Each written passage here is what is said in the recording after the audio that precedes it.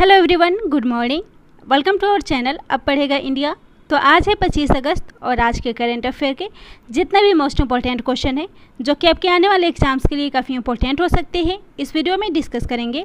तो अगर आप चैनल पर नए हैं तो प्लीज़ चैनल को सब्सक्राइब कर लीजिए, बेल आइकन प्रेस कर लीजिए ताकि आने वाले नए नोटिफिकेशन आप तक पहुँच सके। इस वीडियो के सभी क्वेश्चन सिलेक्टेड और अच्छे लेवल के हैं जो कि आपके एग्जाम के लिए फ़ायदेमंद हो सकते हैं। चलिए स्टार्ट करते हैं आज के इस वीडियो का फर्स्ट क्वेश्चन।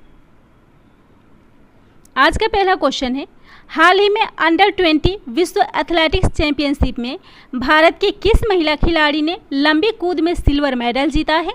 तो इसका राइट आंसर होगा ऑप्शन डी, शैली सिंह।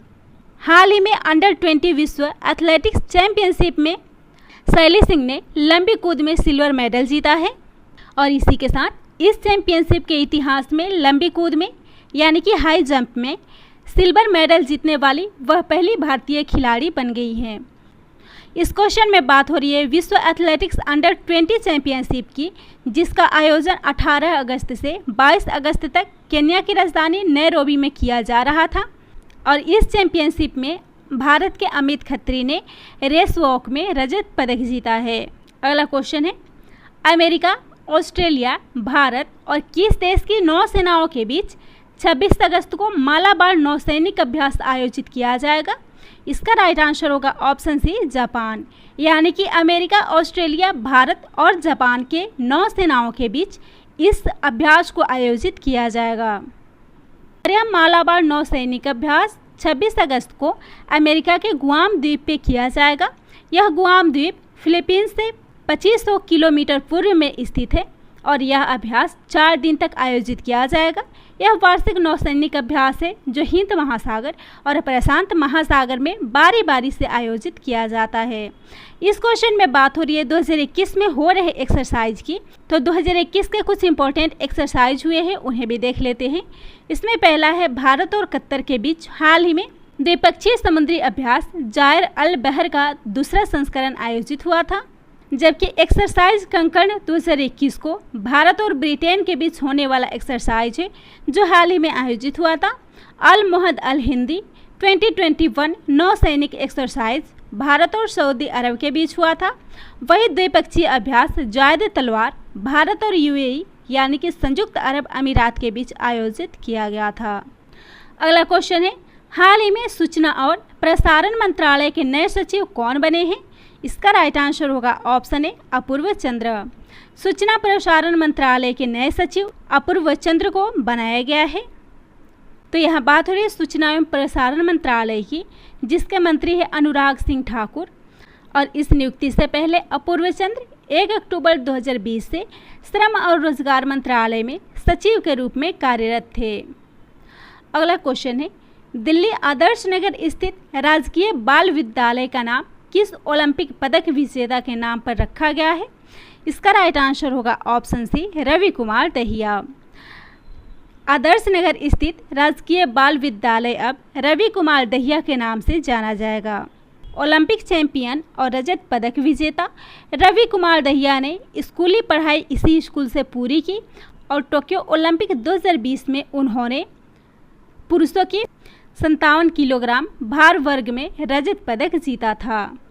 तो यह बात हो रही है दिल्ली की, जिसकी स्थापना अनंगपाल यानी कि तोमर वंश का शासक इसके द्वारा की गई थी। दिल्ली के वर्तमान मुख्यमंत्री हैं अरविंद केजरीवाल, उपराज्यपाल है अनिल बैजल और हाल ही में देश का पहला स्मोक टावर यहाँ पे स्थापित किया गया है। साथ ही दिल्ली के रोहिणी में पहली पशु डीएनए प्रयोगशाला भी स्थापित हुई है। इसके अलावा राज्य में देशभक्ति पाठ्यचर्या भी लागू किया जाएगा और यहाँ फेसलेस परिवहन सेवाएं भी लॉन्च की जाएगी। अगला क्वेश्चन है, Kamala Harris and the rise of Indian Americans पुस्तक किसके द्वारा लिखी गई है? इस पुस्तक को लिखा है तरुण बसु ने। इसका राइट आंसर होगा ऑप्शन डी, तरुण बसु।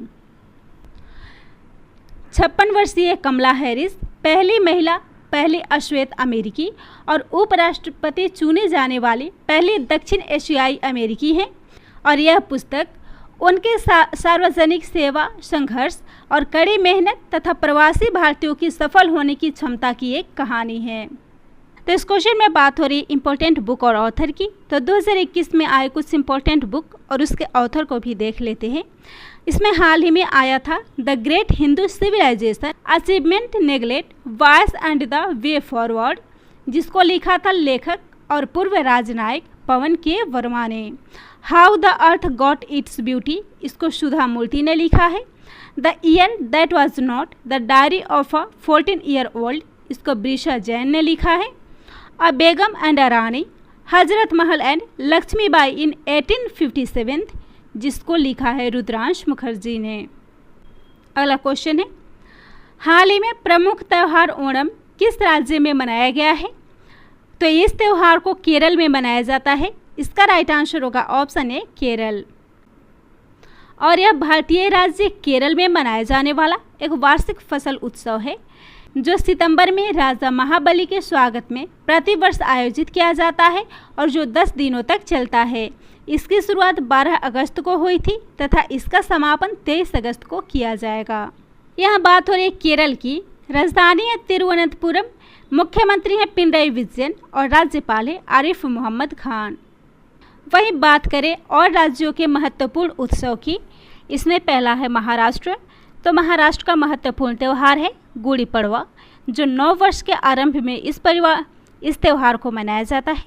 दूसरा है तेलंगाना। तो तेलंगाना का बाथुकामा और बोनालू त्यौहार वहाँ का प्रसिद्ध त्यौहार है। अरुणाचल प्रदेश की बात करें तो लोसार महोत्सव वहाँ का प्रमुख त्यौहार है। वहीं आंध्र प्रदेश का ब्रह्मोत्सव है। असम का बिहू है। बिहार का प्रसिद्ध त्यौहार छठ पूजा है और छत्तीसगढ़ राज्य का प्रसिद्ध त्यौहार वस्त्र दशहरा है।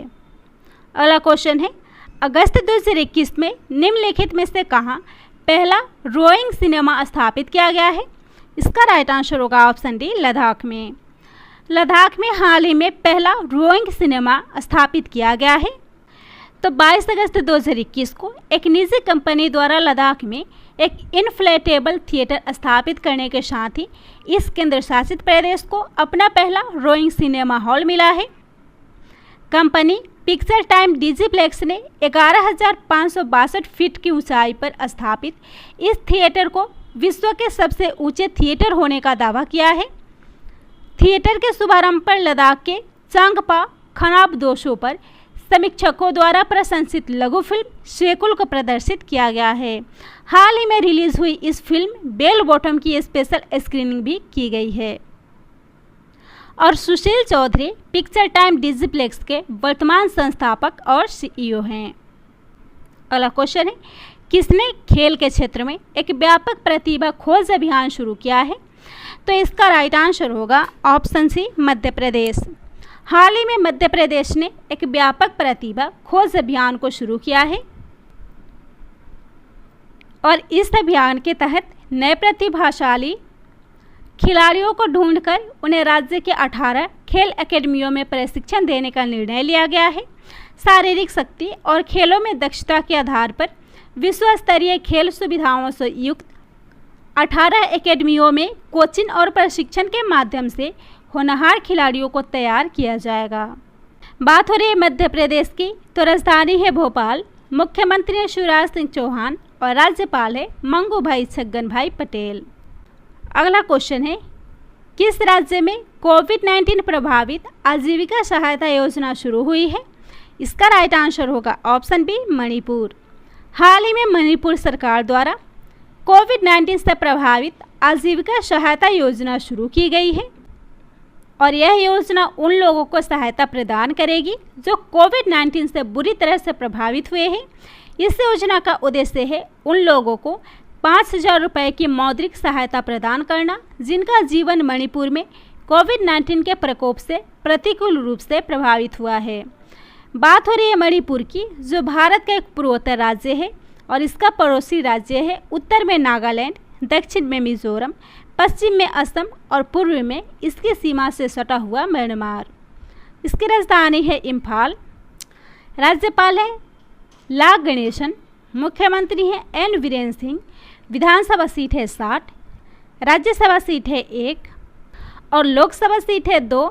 और लोकटक झील यहाँ का प्रसिद्ध झील है जो अपनी सतह पर तैरती हुई वनस्पति और मिट्टी से बने द्वीपों के लिए विश्व प्रसिद्ध है और मिट्टी से बने इस द्वीप को कुंदी के नाम से जाना जाता है। अगला क्वेश्चन है, किस राज्य ने पेरिस ओलंपिक 2024 के लिए 75 होनहार एथलीटों की पहचान के लिए एक समिति का गठन किया है? इसका राइट आंसर होगा ऑप्शन बी, कर्नाटक। हाल ही में कर्नाटक ने 75 होनहार एथलीटों की पहचान के लिए एक समिति का गठन किया है और इस समिति के द्वारा चयनित 75 खिलाड़ियों में से प्रत्येक को प्रशिक्षण, सप्लीमेंट्स और खेल किट इत्यादि के लिए सरकार की ओर से 5 लाख रुपए प्रदान किए जाएंगे।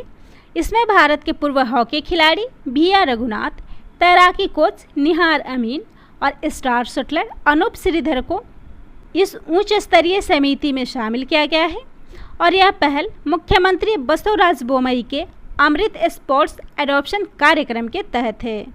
बात करें कर्नाटक के मुख्यमंत्री की तो है बसवराज बोम्मई। राज्यपाल है थावरचंद गहलोत। राष्ट्रीय उद्यान है बांदीपुर राष्ट्रीय उद्यान और नागरहोल राष्ट्रीय उद्यान। यह राज्य राष्ट्रीय शिक्षा नीति 2020 को लागू करने वाला पहला राज्य है। साथ ही ट्रांसजेंडर व्यक्तियों के लिए नौकरी आरक्षित करने वाला भी यह पहला राज्य है। इसने ट्रांसजेंडर व्यक्तियों के लिए 1% नौकरी को आरक्षित किया है। वह भारत का पहला एक्वाटिक किंगडम एक्वेरियम भी यहाँ बनाया गया है। इसरो की सहायता से उपग्रह लॉन्च करने वाला भी देश का पहला स्कूल कर्नाटक से है, जिसका नाम है मटिकेरे मॉडल प्राइमरी स्कूल। देश का पहला पशु कल्याण वॉर रूम भी यहाँ पे खोला गया है और यहाँ बाइक टैक्सी योजना भी शुरू हुई है। अगला क्वेश्चन है 2021 में राष्ट्रीय मुद्रीकरण पाइपलाइन का शुभारंभ किसने किया है? इसका राइट आंसर होगा ऑप्शन बी, निर्मला सीतारमण। हाल ही में वित्त मंत्री निर्मला सीतारमण ने राष्ट्रीय मुद्रीकरण पाइपलाइन का शुभारंभ किया है और इसका शुभारंभ 23 अगस्त 2021 को किया गया। इसमें लगभग 6 ट्रिलियन रुपए की एक राष्ट्रीय मुद्रीकरण योजना है जिस पर कार्य चल रहा है, जिसमें पाइपलाइन से लेकर पावर ग्रिड पाइपलाइन से लेकर राष्ट्रीय राजमार्ग और टीओटी यानी कि टोल ऑपरेट ट्रांसफर और इसी तरह की कई संपत्तियां शामिल हैं। अगला क्वेश्चन है युक्त धारा पोर्टल हाल ही में किसने लॉन्च किया है? इस पोर्टल को लॉन्च किया है जितेंद्र सिंह ने, तो इसका राइट आंसर होगा ऑप्शन सी, जितेंद्र सिंह। और इस पोर्टल को इसरो और ग्रामीण विकास मंत्रालय के द्वारा संयुक्त रूप से विकसित किया गया है। युक्त धारा पोर्टल विभिन्न राष्ट्रीय ग्रामीण विकास कार्यक्रमों जैसे कि मनरेगा, एकीकृत वाटरशेड प्रबंध कार्यक्रम, प्रति बूंद अधिक फसल और राष्ट्रीय कृषि विकास योजना, साथ ही फील्ड फोटोग्राफ इत्यादि के तहत बनाई गई संपत्ति यानी कि जियो टैग के भंडार यानी कि स्टोरेज के रूप में भी कार्य करेगी। तो इसको लॉन्च किया है जितेंद्र सिंह ने, जिनके पास पृथ्वी विज्ञान मंत्रालय, केंद्रीय प्रधान, मंत्री कार्यालय, राज्य मंत्री, कार्मिक, लोक शिकायत और पेंशन मंत्रालय, साथ ही परमाणु ऊर्जा विभाग और अंतरिक्ष विभाग शामिल है। अगला क्वेश्चन है दुनिया का पहला जीवाश्म मुक्त स्टील किस देश ने निर्मित किया है? तो इस स्टील को स्वीडन में निर्मित किया गया है। इसका राइट आंसर होगा ऑप्शन ए, स्वीडन।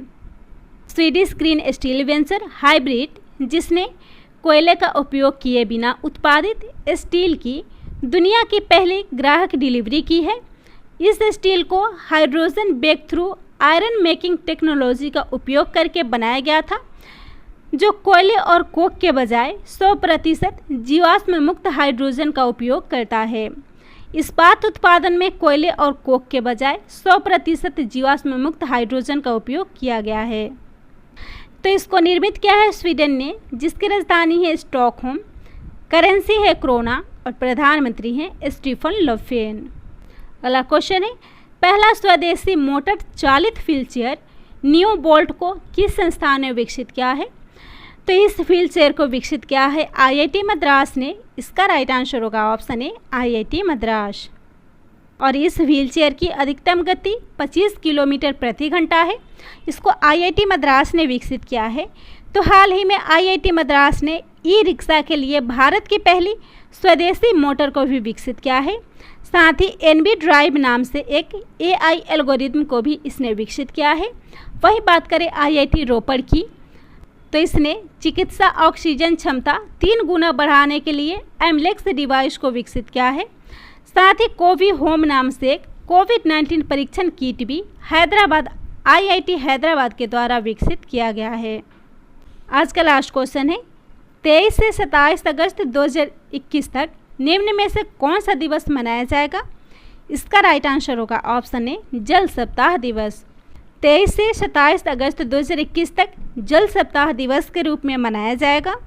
तो 1991 से स्टॉकहोम अंतर्राष्ट्रीय जल संस्थान यानी कि स्टॉकहोम इंटरनेशनल वाटर इंस्टीट्यूट के द्वारा आयोजित यह एक वार्षिक कार्यक्रम है जिसे विश्व जल सप्ताह के रूप में जाना जाता है और इसका आयोजन प्रत्येक वर्ष 23 से 27 अगस्त तक किया जाता है और इस बार यह पूरी तरह से डिजिटल प्रारूप में किया गया है और इस बार का थीम है बिल्डिंग रेजिलियंस फास्टर।